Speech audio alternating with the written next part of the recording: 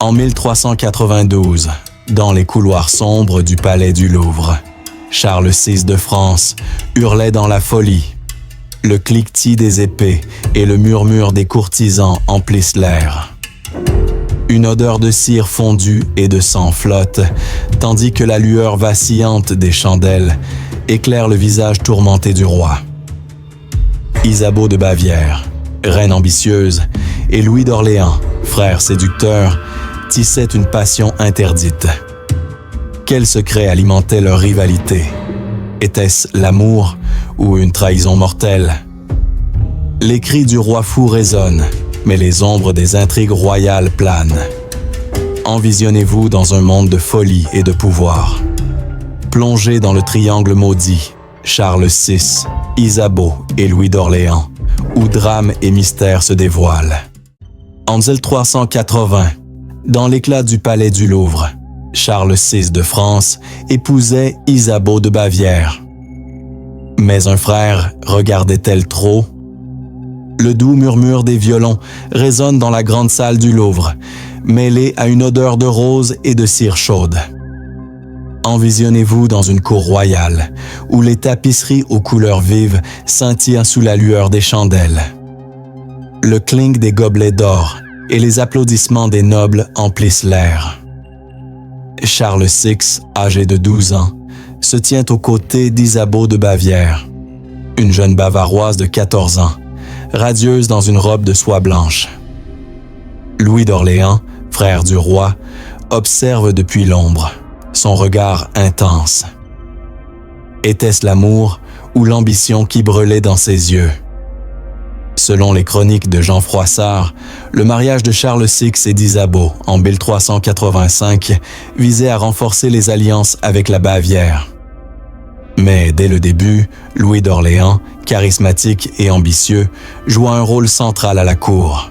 Les psychologues modernes pourraient voir dans son intérêt pour Isabeau une forme de rivalité fraternelle, amplifiée par le pouvoir vacant du jeune roi. Dans une salle aux murs de marbre, où l'odeur de parfum et de vin épicé flottait, Louis s'approchait souvent d'Isabeau, ses mots empreints de flatterie. Était-ce de l'innocence ou une séduction délibérée? Envisionnez-vous dans un jardin du Louvre, où le chant des fontaines et l'odeur des jasmins créent une atmosphère envoûtante. Isabeau, encore étrangère à la cour française, se confiait à Louis lors de promenades nocturnes. Selon Juvenal des Ursins, elle admirait son esprit et sa grâce, contrastant avec la timidité de Charles. Était-elle une jeune épouse nave ou une femme ambitieuse?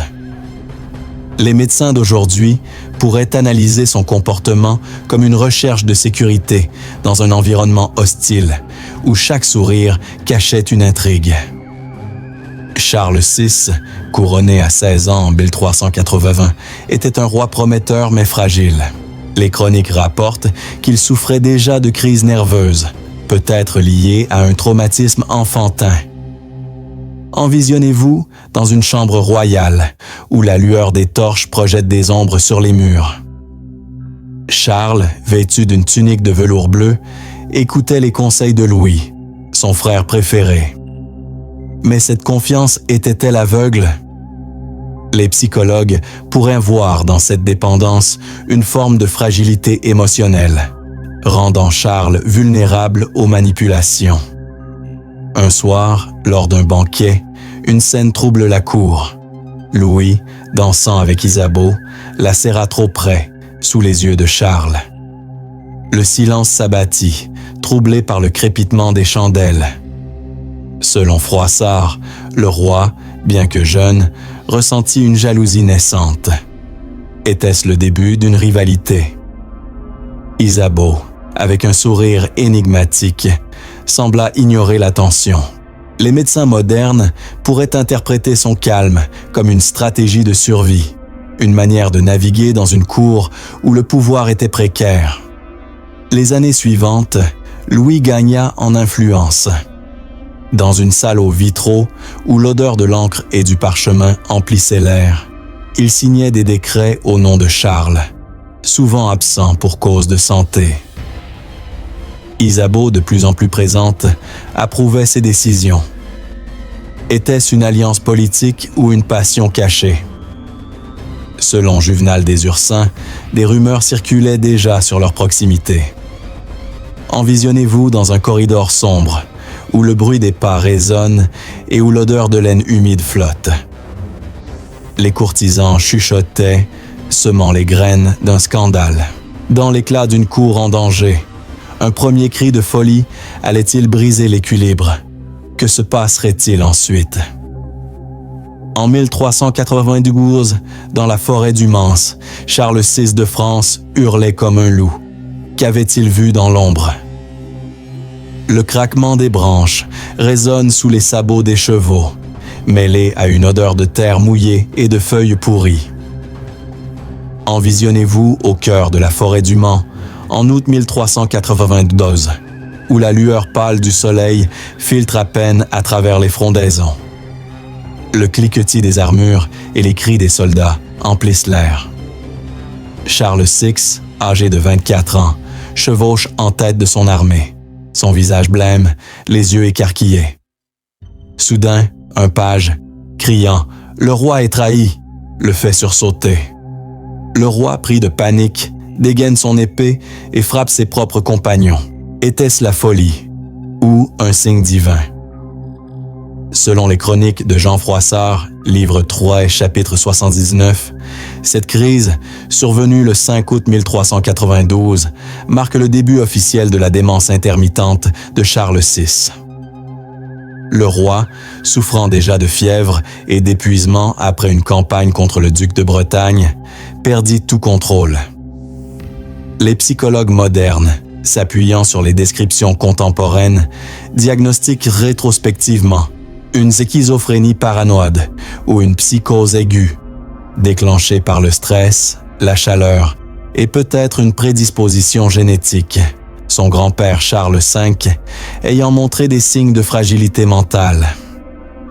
Dans la Chaumine où on le transporta, l'odeur de fumée âcre et de sueur emplissait l'air. Charles, attaché pour sa sécurité, murmurait des phrases incohérentes sur des traîtres invisibles.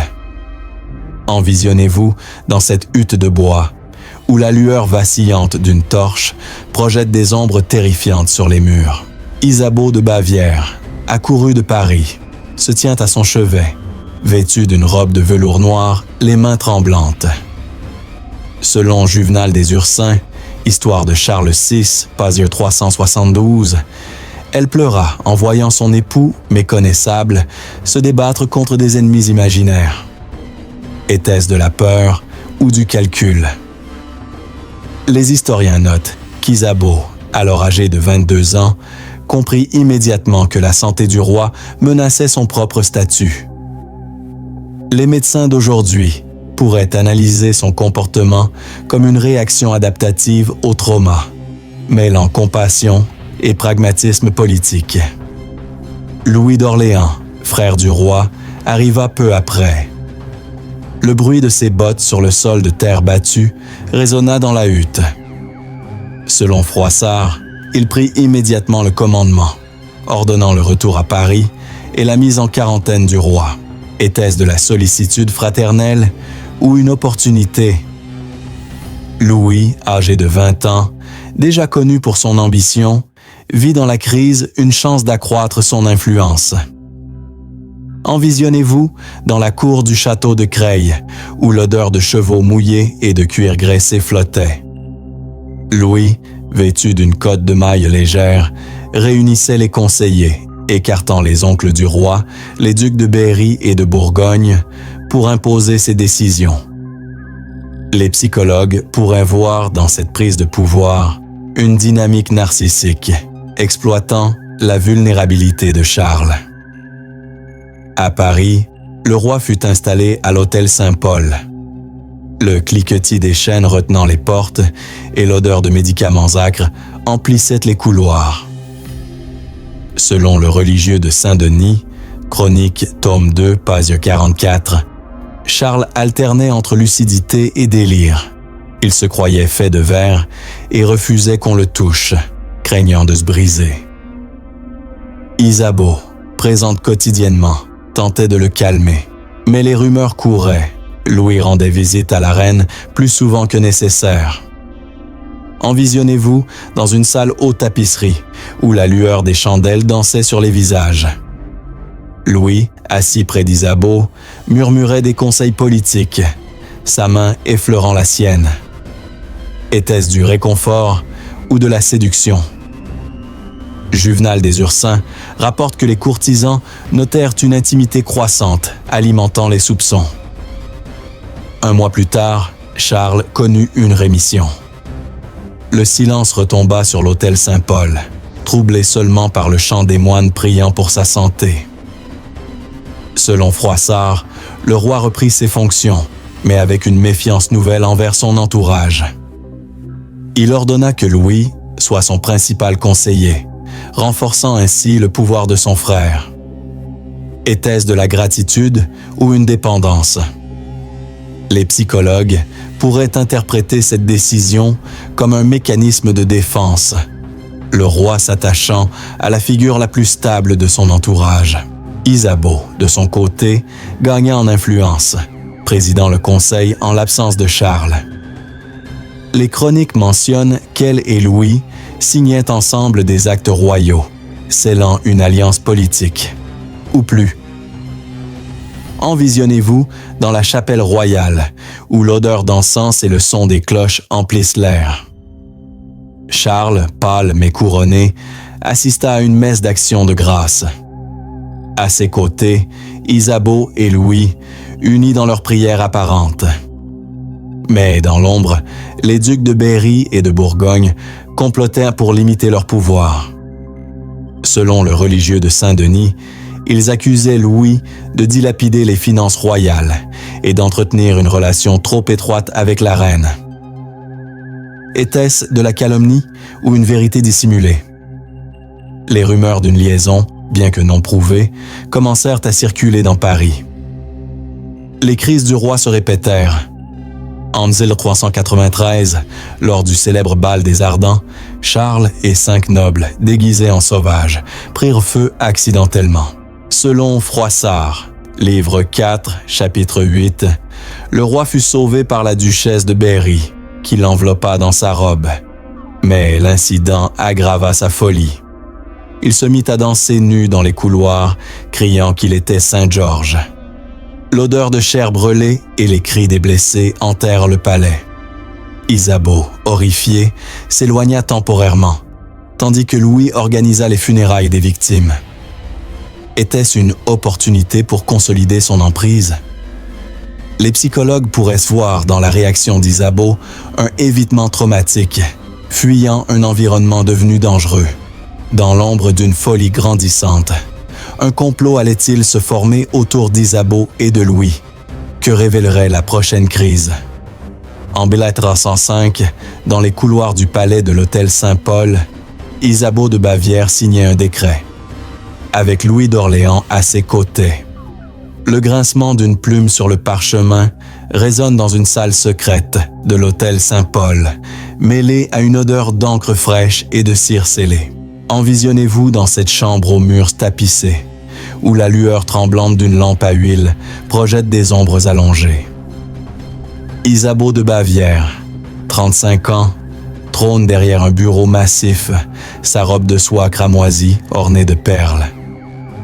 Louis d'Orléans, 33 ans, se tient près d'elle, sa main effleurant le document. Charles VI, roi absent, erre dans une autre aile, murmurant à des fantômes. Était-ce un conseil royal ou une conspiration? Selon les chroniques de Juvenal des Ursins, histoire de Charles VI, pages 443-445, dès 1404-1405, la santé de Charles VI s'était détériorée au point qu'il ne reconnaissait plus ses proches pendant des mois. Le religieux de Saint-Denis, tome 3, page 312, rapporte qu'il se croyait parfois roi Georges ou à fait de verre, et refusait tout contact physique. Le Conseil de Régence, officiellement présidé par Isabeau depuis 1402, ordonnance du 26 avril, fut en réalité dominé par Louis d'Orléans, qui gérait finances, armée et diplomatie. Les deux signaient ensemble des actes portant le sceau royal, pratique légale, mais source de rumeurs. Envisionnez-vous dans la salle du conseil, où le cliquetis des sceaux et l'odeur de parfum musqué emplissent l'air. Isabeau, devenue régente effective, convoque les grands, le duc de Berry, le duc de Bourgogne, Jean sans peur et Louis. Selon Froissart, livre 4, chapitre 92, Louis arrive en retard, vêtu d'un pourpoint de velours noir brodé d'or, un sourire provocateur aux lèvres. Il propose de lever un nouvel impôt pour financer une campagne en Guyenne, projet qu'Isabeau approuve immédiatement. Le duc de Bourgogne s'oppose violemment, accusant Louis de dilapider le trésor. Était-ce une défense du royaume ou une attaque personnelle? Les historiens confirment que Louis dépensa des sommes colossales en fêtes et en cadeaux, alimentant la colère bourguignonne. Dans les couloirs du palais, les murmures s'amplifient. Le religieux de Saint-Denis, tome 3, Pabavrin, 356. Note que les serviteurs rapportaient des visites nocturnes de Louis dans les appartements d'Isabeau. Aucune preuve directe d'adultère n'existe, mais les chroniques bourguignonnes, comme celle de Monstrelet, livre Poinf, chapitre 32, accusent ouvertement la reine d'infidélité. Envisionnez-vous dans une antichambre où l'odeur de cire fondue et le bruit étouffé de pas feutrés trahissent une rencontre. Isabeau, selon une lettre conservée aux Archives nationales, JJ 158, FDE Grin 112, écrit à Louis « Mon frère, venez ce soir, le roi dort, et nous devons parler de l'enfant. » L'enfant en question est le dauphin Louis, né en 1397, dont la paternité sera plus tard contestée par les Bourguignons. Les psychologues modernes pourraient voir dans cette correspondance une alliance politique renforcée par une intimité émotionnelle, sans preuve physique. Louis, de son côté, accumule les provocations. En 1405, il tente d'enlever le dauphin pour le placer sous sa tutelle. Acte rapporté par Juvenal des Ursins, page 449. Envisionnez-vous dans la cour de l'hôtel Saint-Paul, où le cliquetis des armes et les cris des gardes résonnent. Les hommes de Louis, armés, affrontent ceux de Jean sans peur. Isabeau intervient personnellement, ordonnant le retour de l'enfant. Selon Monstrelet, livre Poinf, chapitre 34, elle pleure en public, accusant Louis de la trahir. Était-ce une rupture ou une mise en scène? Les historiens s'accordent, l'incident marque le début d'une guerre ouverte entre Orléans et Bourgogne. Pendant ce temps, Charles VI traverse une période de lucidité brève. Le religieux de Saint-Denis, tome 3, page 378, décrit une scène poignante. Le roi, assis dans un fauteuil, reconnaît Isabeau et demande des nouvelles de ses enfants. Mais lorsqu'on lui parle de Louis, il entre en rage, criant « Ce traître veut ma couronne ». Les médecins médiévaux, comme Guillaume de Harsigny, diagnostiquent une mélancolie chaude, aggravée par le stress politique. Les psychiatres actuels y voient une paranoïa épisodique, exacerbée par la manipulation de son entourage. Envisionnez-vous dans la chambre royale, où l'odeur de médicaments et le silence pesant dominant. Charles, les yeux hagards, ordonne qu'on éloigne Louis, ordre qu'Isabeau ignore. La rivalité culmine lors du serment du pont de Charles, en octobre 1405. Selon Juvenal des Ursins, page 451, Louis et Jean sans peur jurent la paix devant le roi convalescent. Mais dès le lendemain, Louis reprend ses dépenses somptuaires.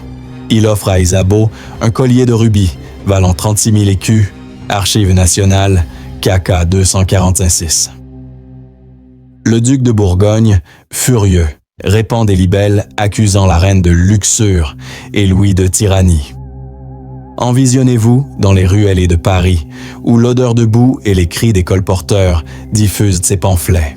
Le peuple, écrasé d'impôts, commence à haïr le couple Orléans-Isabeau. Un poignard se prépare dans l'ombre. Qui frapperait le premier? En 1407, dans la nuit glaciale de Paris, Louis d'Orléans tombait sous les coups. Qui avait commandé le crime? Le froid mordant de novembre transperce les ruelles de Paris, mêlé à une odeur de neige humide et de sang frais. Envisionnez-vous dans la rue Vieille du Temple, le 23 novembre 1407, vers 9 heures du soir. Le cliquetis des épées tirées de leurs fourreaux déchire le silence. Louis d'Orléans, 35 ans, sort de l'hôtel Barbette après avoir rendu visite à la reine Isabeau, enceinte de son 12e enfant. Soudain, une quinzaine d'hommes masqués surgissent. « À mort !» hurle-t-il. Louis, frappé à la tête par une hache, s'effondre. Son sang gicle sur les pavés. Était-ce une vengeance ou un coup d'État? Selon les chroniques de Juvenal des Ursins, Histoire de Charles VI Polgavre, 465-467, et de Enguerrand de Monstrelet, livre Peuf, chapitre 47, l'assassinat fut commandité par Jean sans Peur, duc de Bourgogne. Le religieux de Saint-Denis, tome 3, pages 746-752, rapporte que Raoul d'Anquetonville, un ancien valet de Louis, mena l'attaque. Les assassins mutilèrent le corps, main droite coupée, symbole de parjure, crâne fendu. Le lendemain, Jean sans Peur revendiqua publiquement le meurtre devant le conseil, justifiant son acte par la tyrannie de Louis et sa liaison coupable avec Isabeau. Les historiens confirment aucune preuve directe d'adultère, mais la rumeur suffisait à légitimer l'exécution. Envisionnez-vous sur les lieux du crime, où l'odeur métallique du sang se mêle à la neige fondante. Les corps des 2 écuyers de Louis gisent à côté, éventrés. Un témoin, le bourgeois de Paris, journal, page 12, décrit la scène. Le duc gisait, la cervelle à nu, et les chiens léchaient son sang. Isabeau, informé à l'hôtel Saint-Paul, s'évanouit. Selon Monstrelet, livre Pearn, chapitre 48, elle ordonna immédiatement que le corps soit ramené au palais. Le cliquetis des roues du char funèbre résonne dans la nuit. Était-ce du chagrin ou de la peur? Les psychologues modernes pourraient analyser sa réaction comme un choc post-traumatique, mêlé à la conscience aiguë que sa propre position vacillait. Charles VI, en pleine crise, ne comprit d'abord pas. Le religieux de Saint-Denis, tome 3, page 754, rapporte qu'on lui dit « Sire, votre frère est blessé. » Il répondit « Qu'on le soigne. » Puis, lors d'une lucidité brève, il pleura criant « Mon frère, mon frère !» avant de retomber dans le délire. Envisionnez-vous dans la chambre royale, où l'odeur d'herbes médicinales et le silence pesant dominent. Les médecins, impuissants, saignent le roi pour calmer les humeurs. Les psychiatres actuels y voient une aggravation de la psychose, déclenchée par le deuil et la trahison. Jean sans Peur, maître de Paris, organisa des funérailles somptueuses à l'église des Célestins. Selon Monstrelet, livre Pampulin chapitre 50, il fit porter le cercueil par 40 torchères, mais refusa de comparaître devant le roi. Le 28 novembre, il quitta Paris avec 2000 hommes, direction la Flandre. Envisionnez-vous sur le pont-levis du Louvre, où le bruit des sabots et l'odeur de chevaux sueurs emplissent l'air. Isabeau, seule régente, convoque le conseil. Le duc de Berry, oncle du roi, tente de la calmer. Mais la reine, selon Juvenal des Ursins, page 469, prononce une phrase glaçante. « Le duc de Bourgogne a tué mon frère, il paiera. » Était-ce une promesse ou une menace? Les funérailles de Louis eurent lieu le 1er décembre. Le religieux de Saint-Denis, tome 3, page 760, décrit le cortège. 40 pauvres en noir, portant des cierges, suivis du cercueil drapé de velours violet. À Notre-Dame, l'archevêque prononça l'oraison. Il fut grand prince, mais orgueilleux. Le corps fut inhumé aux Célestins, auprès de son père Charles Cinquas, Isabeau, voilée, pleura en silence. Selon le journal d'un bourgeois de Paris, page 114, elle fit don de 2000 livres pour des messes perpétuelles.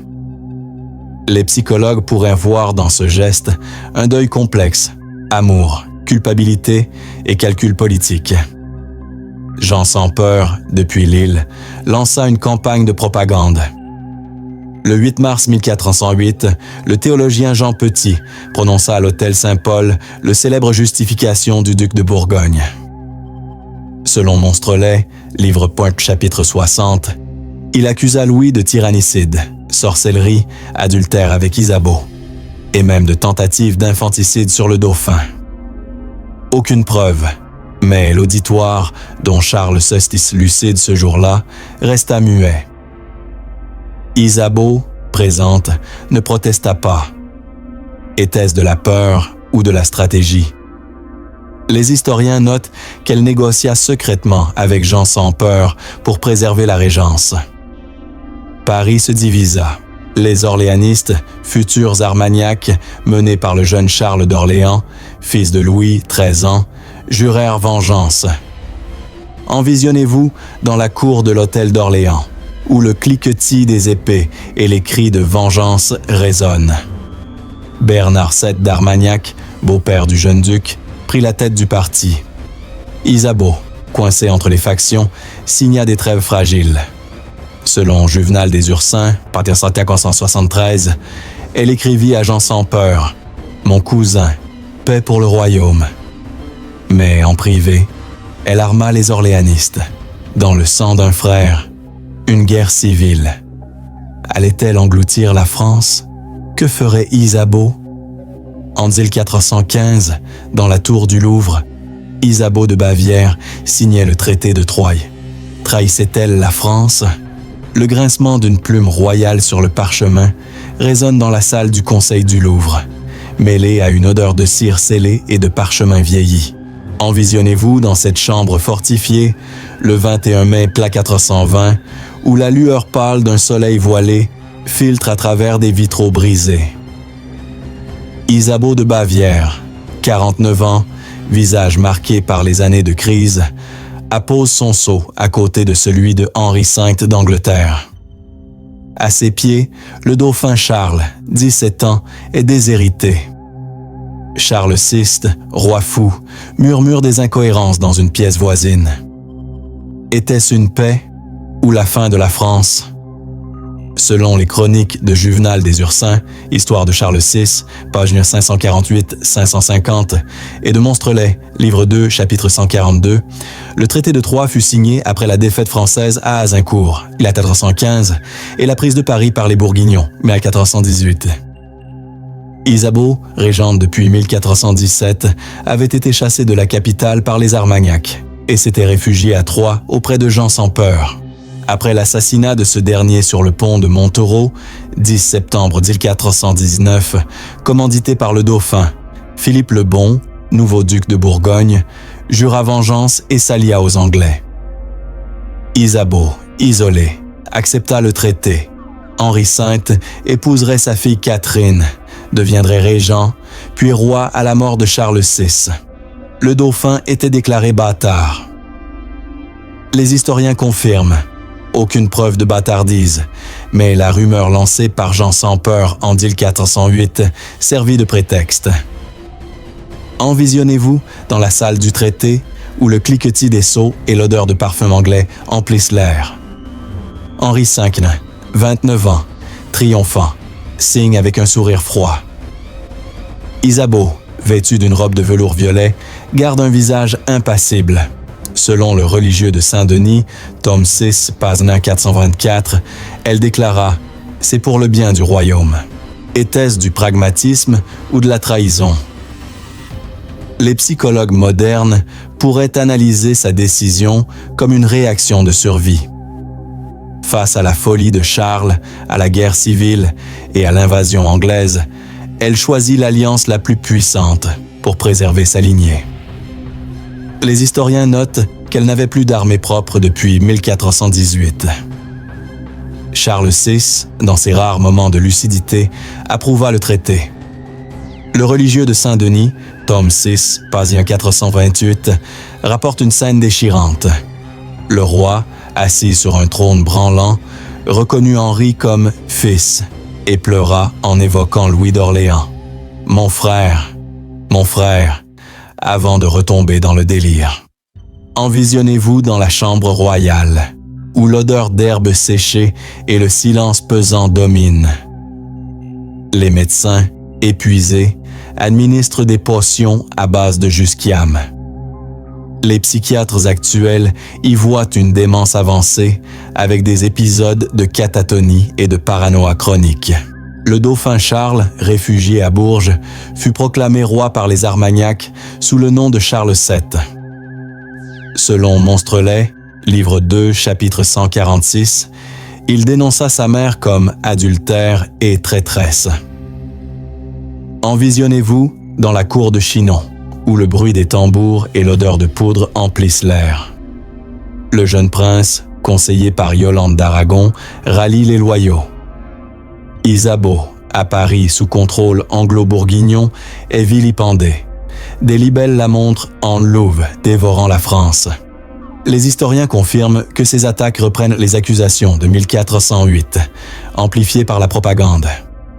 Henri V mourut subitement le 31 août 1422, suivi de près par Charles VI le 21 octobre. Selon Juvenal des Ursins, page 571, Isabeau, veuve, assista aux funérailles doubles à Saint-Denis.